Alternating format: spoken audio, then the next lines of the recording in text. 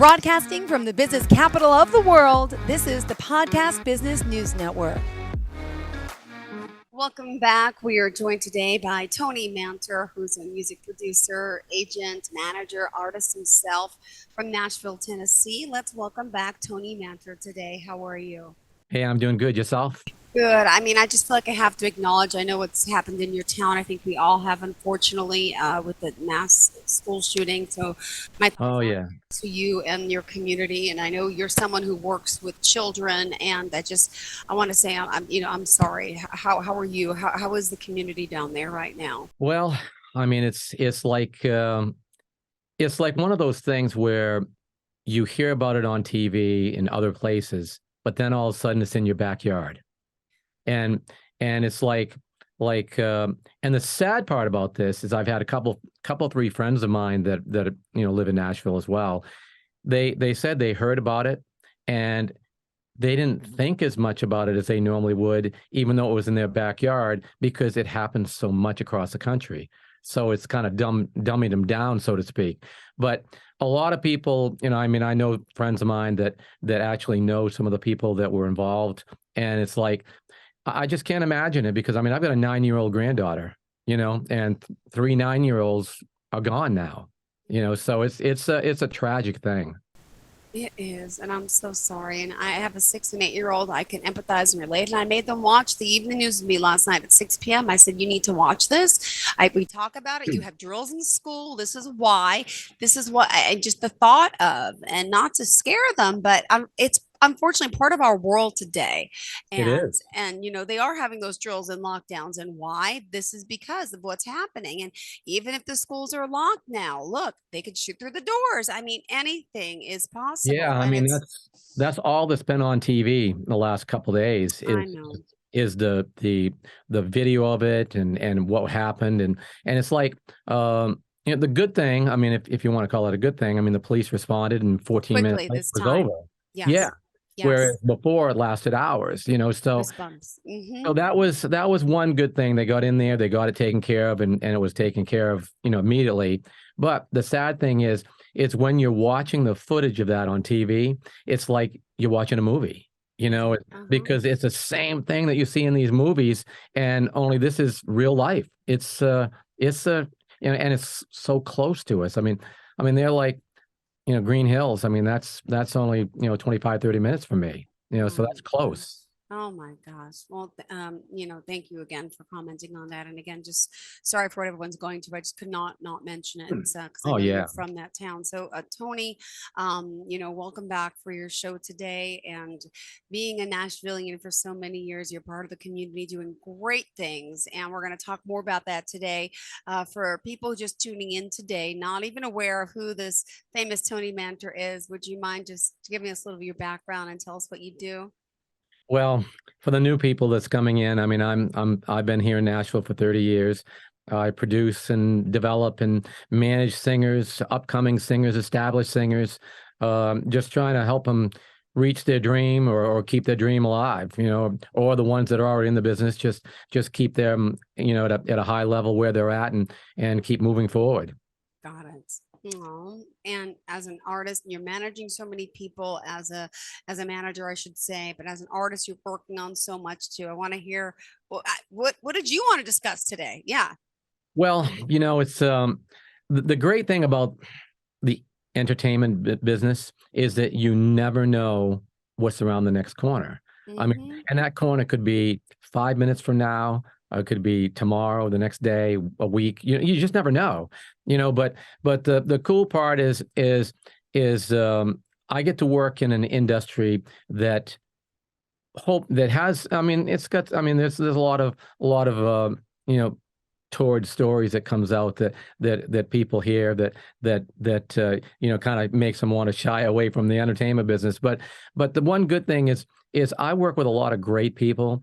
And they're just like, they're just like you and me. They're just like, doing their job, and out there, it's just their job is a session player, their job is a record label executive, or whatever the job may be in the business.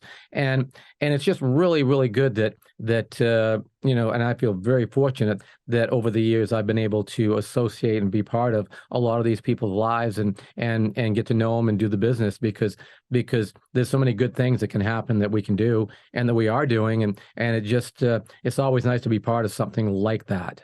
Got it. Oh, and you're doing all this work. It's children again on my mind with everything that's happening. But for those suffering with autism, which I know you've been very involved in, do you want to share more on that? Yeah, I mean, it seems like every day I'm turning around doing something new or learning something new. Hmm.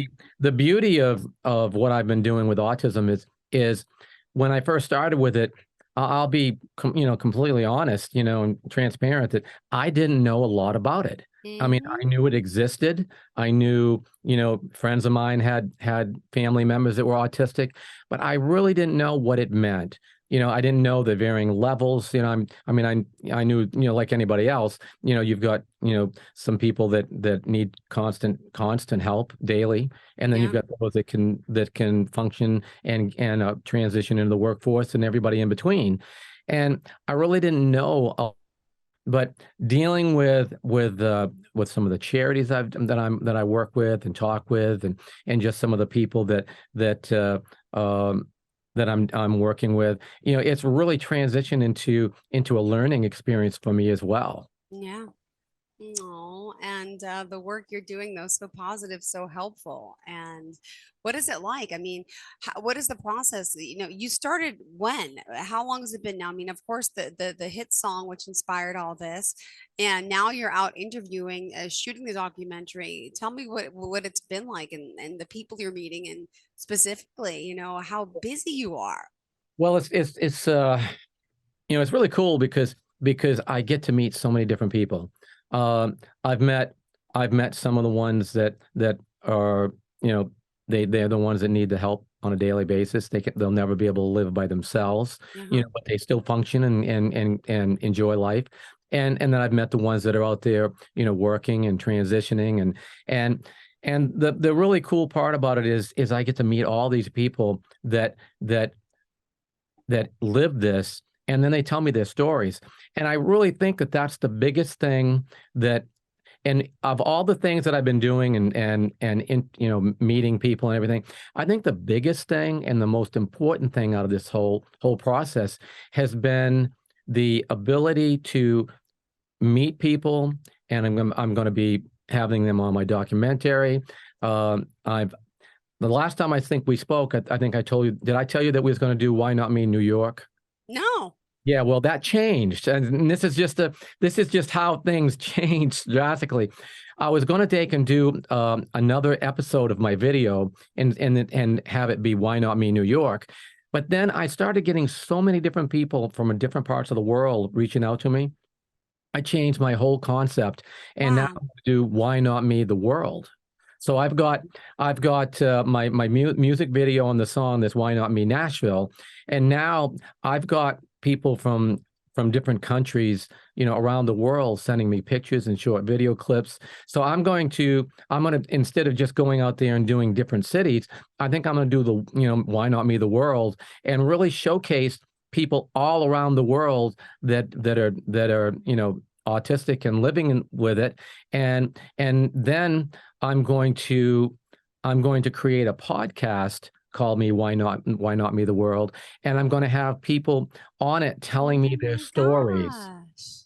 So I think the most important thing that's come out of this is not the fact that I think that Why Not Me Nashville, and because Why Not Me the World will be important, but I really think that having autistic people on this podcast, and have them telling me their stories, because then if I can get people that spread the word, and we Yeah. start talking about uh, you know things that they've gone through, and then if I've got a listener that hears that, hopefully they can relate to that and say, well, that person's going through some of the things that I've gone through, and then it makes them feel like more part of the world. That is amazing. Look at you, taking this national, let alone next worldwide. Who knows? Yeah, I mean, um, the biggest thing, I mean, I've got a girl that's lives just outside of London, and she's a poet and an artist, and she's autistic, and she's gonna tell me her story, and I think the more people that I can get out there and telling their stories, hopefully that I mean, because they've got their own little community anyways, but I think if we can broaden the horizons and make this more like a worldwide community to where people can say, oh, hey, this person's in London, or this person's in Germany, or wherever they may be from, and they're telling me their stories, and then other people can relate to those stories.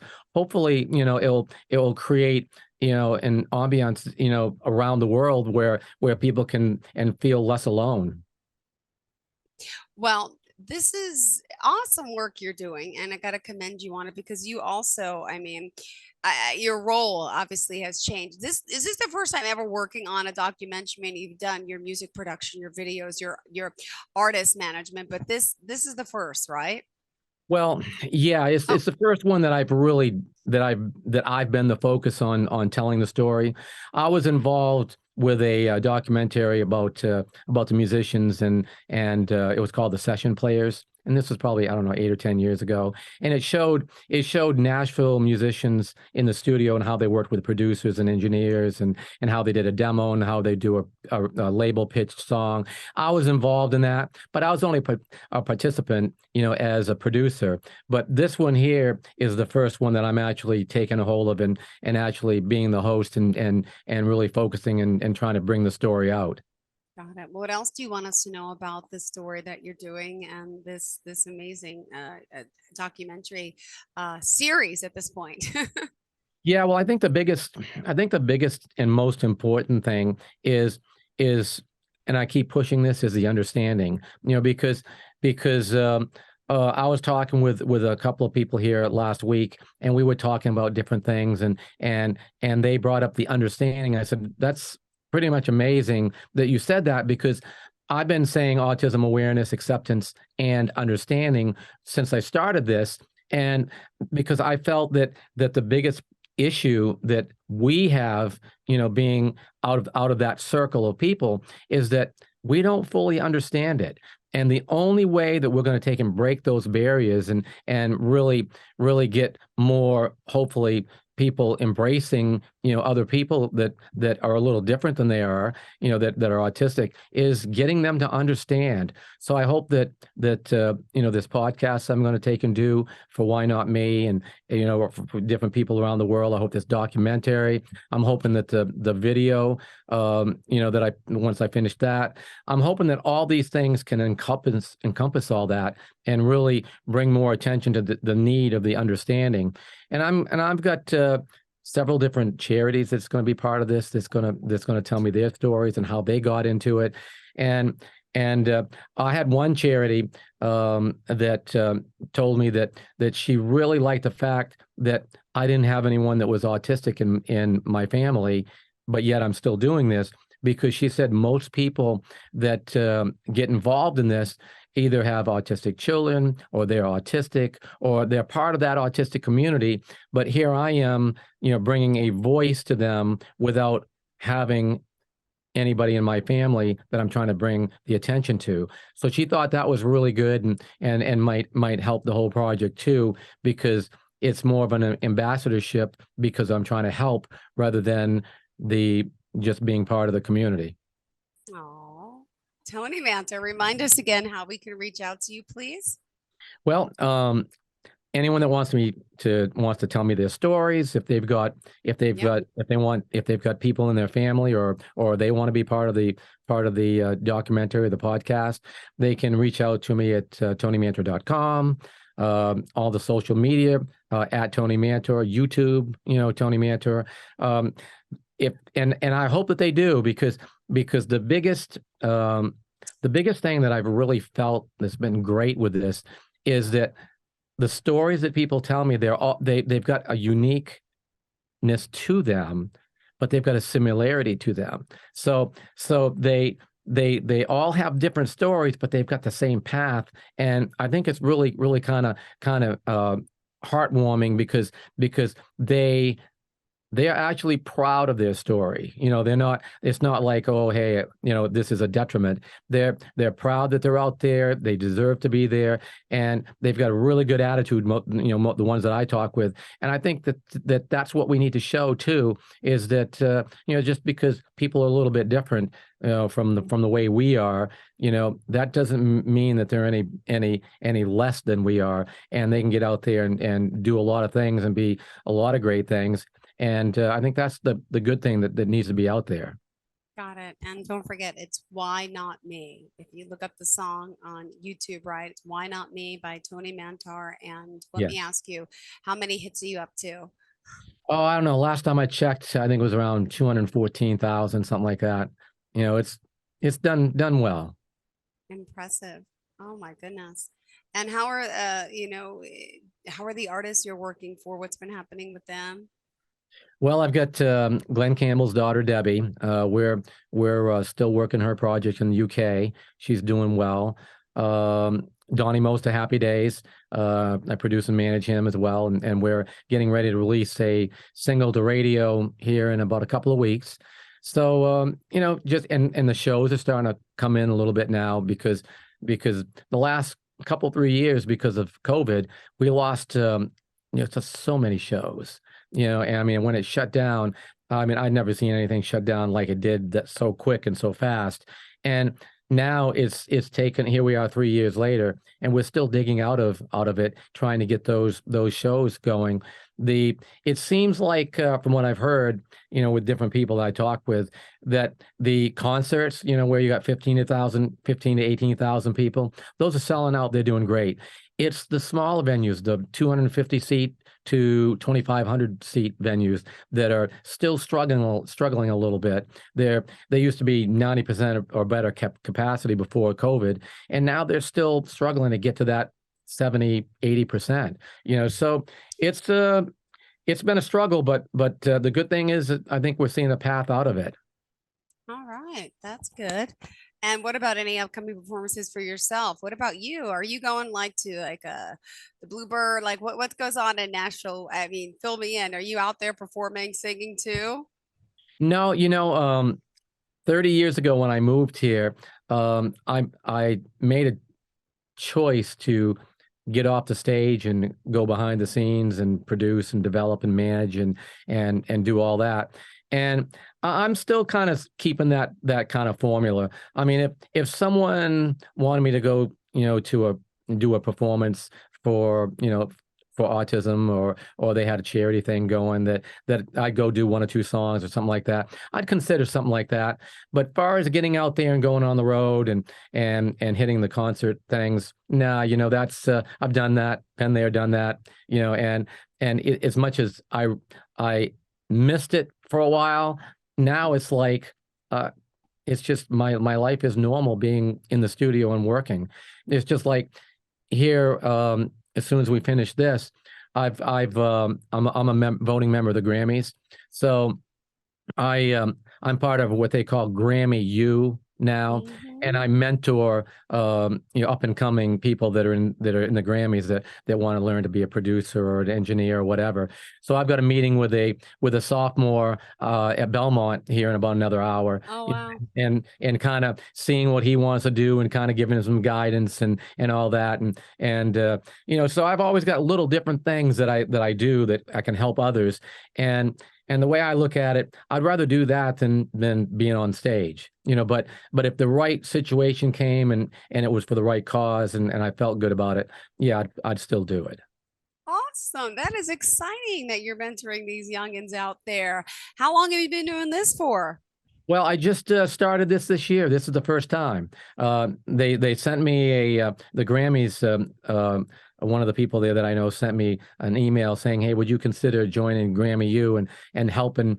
And I'd heard about it, but I never really knew that much about it. And so I did. And now I've seen other people that follow me on Facebook that are in the Grammys, that's done some pretty big things. They're doing the same thing too. So it's like, and I've had some, so I put it out there that I'm going to be a mentor for the Grammys. And I had people that are members of the Grammys, and I wish I'd known that you was going to be out to put in and try to got you and all this. And, so I've got some pretty good feedback from it for doing it. Amazing. This is great, the work you're doing. So awesome. And any other updates do you want to share with us? I just keep out there working and doing my thing. I mean, um, it's it's a every day that I get up, I never know what's coming my way. You know, um, I just look at it and say, it's like I'm enjoying what I'm doing. I've been very, very, successful in what I've done over the years, and I'm very honored that I've had the chances to be that and do that. And when I sit back and talk with different people that I've known, we talk about the years and talk about Nashville and how it's changed. It's like we'll talk about different people we've worked with, and it's like I sit back and I'm going, man, this is, when I start actually thinking about people that I've been involved with and done shows with and all that, it's very humbling, because I mean, all these people worldwide, know these people, and here I am, talking to them, working with them, and doing all this, and it's pretty exciting to be able to do that. Yeah. And what do you have coming up this week? You have any other any mentoring or any other sessions for the documentary? Any shoots lined up? Yeah, I got a person I'm talking with that's over in Spain, and she's got a few people in Europe that she knows that wants to be part of it. So we're going to be talking, and then I've got next week I'm going to be recording and interviewing the lady in just outside of London. That's the painter and the artist. And then I've got a couple other people in Switzerland and Germany that want to be part of it. So it's kind of expanding. I was hoping that I was going to get all this out in April because April's Autistic Month, but Yeah. I don't think I'm going to be able to get it all done, because there's just so much that goes into it. And now that I'm sitting back and realizing that I probably won't get it done for a debut in April, I'm almost thinking that's a good thing now, because April, so many people are doing so many Yeah. different things, it's like what happens when May hits, it's like not that they forget, but it's like it's not the month that they try and keep the light shining on it. So I'm feeling that maybe May could be good, because then it's like Autism Month just finished up, but here I am keeping it going because I can, so that could be kind of cool. Awesome. Yeah. It's just like, Mental Health Awareness Month. At this point, we could be every month. Like we need to keep the awareness going throughout the year. And then just Yeah. breast cancer awareness in October. No, it should be every month. So Yeah. I mean, it's like it's like Debbie. She's a big proponent for Alzheimer's because, Glenn Campbell, that's kind of what got him. So I mean there's always something out there that we can focus and put our attention to that can help others, because um we as individuals, I'm guilty of it, just like, you're probably guilty of it, just like everybody's, if we're fairly healthy, we kind of take that for granted. We get up in the morning, we do what we do. We don't have to take and worry about taking any shots or pills or whatever. And so we're very, for us that's out there that's fairly healthy and don't have anything really that we have to worry about. We have to realize that we're really lucky, that we're in the position that we are, because so many people, whether it be autism, Alzheimer's, you can go down the list, MS. I mean, I got a friend that just got diagnosed with MS here. There's just so many things out there that we're not really aware of. We might know about it and hear about it, but because it doesn't touch our lives, we don't think about it. And it's we're just very fortunate, all of us, that can get up in the morning and not have to worry. oh my gosh, my children brought home this insane stomach virus. It's probably the norovirus. So it went through them, through me. Yeah. So it's been some from 5 days of hell, and it hasn't been good Yeah. for anyone. And to say in my life, and I swear this on my mother, God rest her soul in heaven, I've never been so sick in my life as a 45-year-old. Never. And Yeah. I thought my time has come, and I thought this might be it. And I was like, my kids, Wow. we live alone. I'm like, you're calling 911 soon. If I can't, I'm not coming up for air. I can't. I'm so sick. I can't. And I can't believe I got through. And I look back, and now I'm feeling better. And I'm That's like, good. oh, people have chronic pain. This was 2 days of agony, right? I mean, but, and then my heart goes out to people who are suffering. And I'm just like, Yeah. I don't know how people manage and do it. And I just give them so much credit. You're right. We don't think about that enough. And sometimes it takes someone else getting sick to realize chronically, or just, Yeah. shortly Absolutely. to realize, boy, there's so many people out there that could use help in so many Yeah, ways and that, and the strength that they show. ah, I mean, it's like I have a friend of mine, and her sister has an autistic child that, I mean, it's really sad, because uh, that son will never be able to do some of the things that we take for granted, and the strength that that mother has to watch over her son and just do the things that she has to do to give her son the best life that he can have, that ah, she can give him. I mean, that's a certain strength that we, don't realize that we have, and hopefully we never have to have that. But if we do, we just need to know how to step it up. And those people out there that are doing it, my hat's off to them, because that's real courage. absolutely. My heart goes out to so many people, and so happy to speak with you, who's working with someone doing such good things. And people out there can reach out to you. Maybe there's someone that wants to get involved with a documentary, Yeah. ABCD, New York one, Nashville one. I mean, Yeah. um, or for music, business. But it's always good to be out there. Clearly, we're here on a podcast today. And in closing, Tony, how do you want to leave off with everyone? Well, the biggest thing that I think that everybody needs to realize and think on a daily basis is at the end of the day, if they got through it with no major problems, and no major illnesses, nobody getting hurt, nobody dying in their family or any of that, we just got to take and realize how fortunate we are. Yeah. Ah, we really are. Absolutely.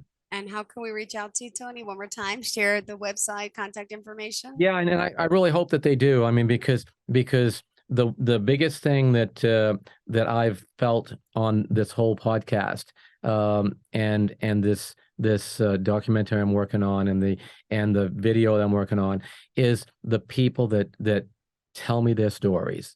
I mean, I had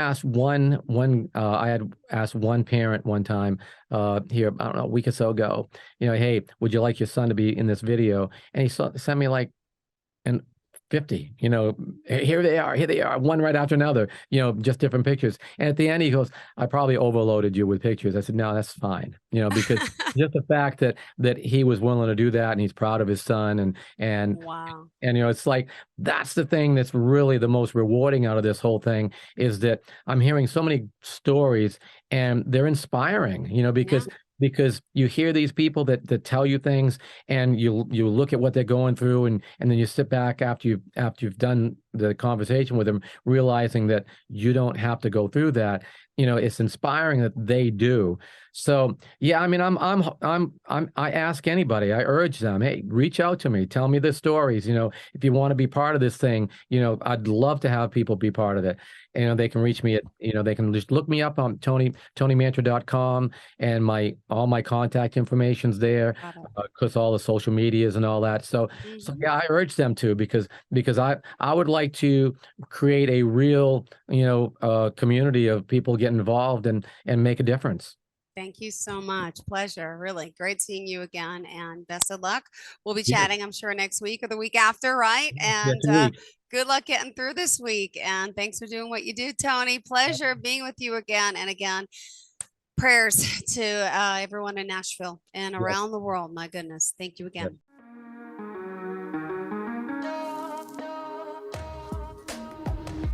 Broadcasting from the business capital of the world, this is the Podcast Business News Network.